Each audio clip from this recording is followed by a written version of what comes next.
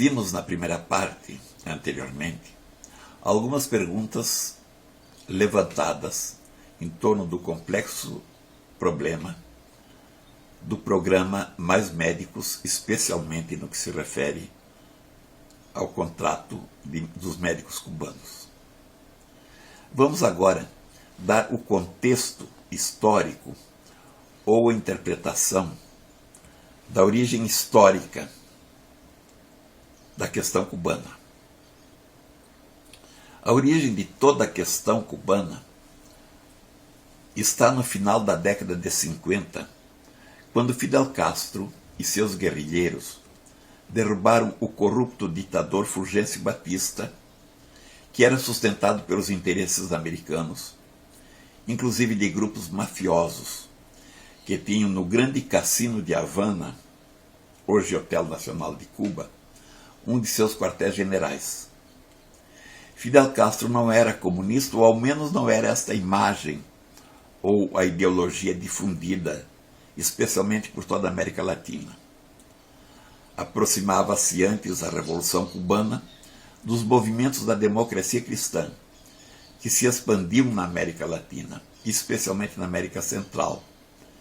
E no Brasil, inclusive no meio estudantil, no qual época eu atuava, o que me permite dar esse testemunho. A sucessão de equívocos históricos começou por aí. Os americanos, cujos interesses foram contrariados com a derrubada de seu testa de ferro, o referido ditador Fulgêncio Batista, isolaram Fidel Castro política e comercialmente. Isolamento que foi sendo transferido também para seus aliados, utilizando de toda a força de sua diplomacia nos tempos da Guerra Fria. Cuba, que a parte de sua economia dependente da corrupção do regime Fulgêncio Batista, vivia essencialmente da exportação do açúcar e da indústria do tabaco, que Fidel desapropriou dos grupos americanos que a dominavam, e passou o país a perder sua sustentabilidade econômica face ao isolamento que lhe foi imposto pelos Estados Unidos e seus aliados.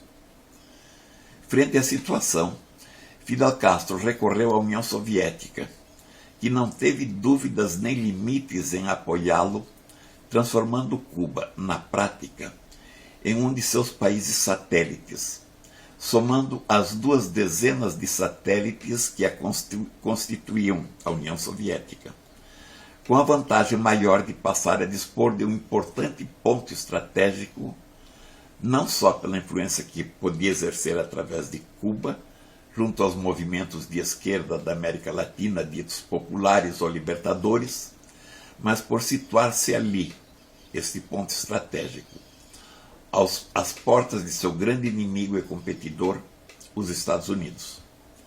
Desta forma, e por essas razões, a Revolução Cubana de Fidel Castro transformou-se na feroz ditadura comunista, que há quase 60 anos domina o povo cubano, estabelecendo a monarquia da família Castro, período no qual calcula-se que em torno de 3 milhões de cubanos tenham fugido do país, o que significa em torno de 30% de sua população.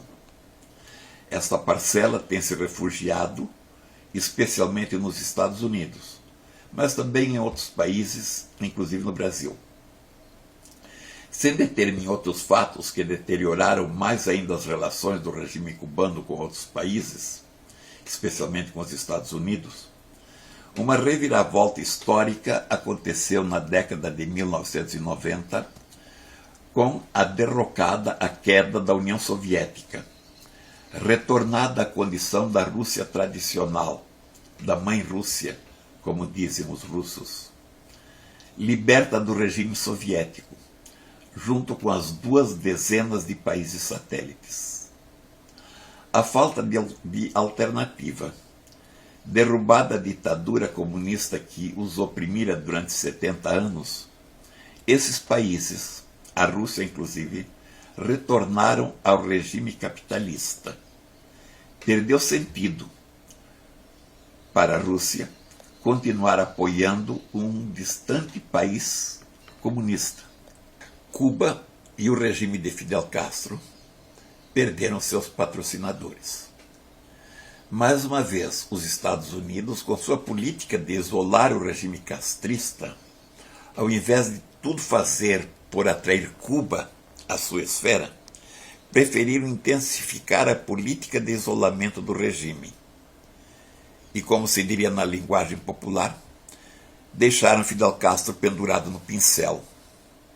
Sem a União Soviética a sustentar sua economia, ou a sustentá-lo, o ditador cubano também não conseguiu atrair o apoio dos regimes comunistas que sobreviveram, a China ou a Coreia do Norte, ou menos ainda o Laos ou o Vietnã.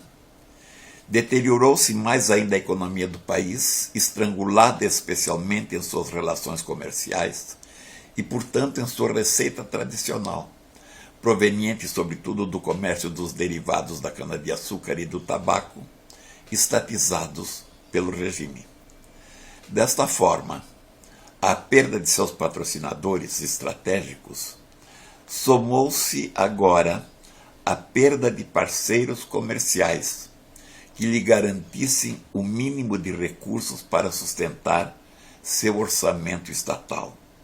E deve-se entender que, como em todo regime comunista, o orçamento estatal, sendo o Estado dono da economia, isto é, de toda a propriedade e dos meios de produção, o orçamento estatal, dizia, se transforma em um instrumento global, com responsabilidade de sustentar, além da máquina estatal, isto é, toda a burocracia do Estado e seus sistemas de administração,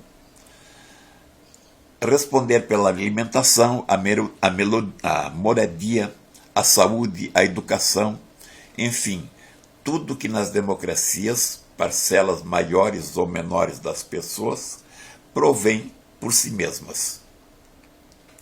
Para o regime cubano, pois, realizar a receita estatal vai muito além de prover o que entendemos por funções do Estado, para abranger a sobrevivência do próprio regime e tudo o de que o povo ou as pessoas necessitam.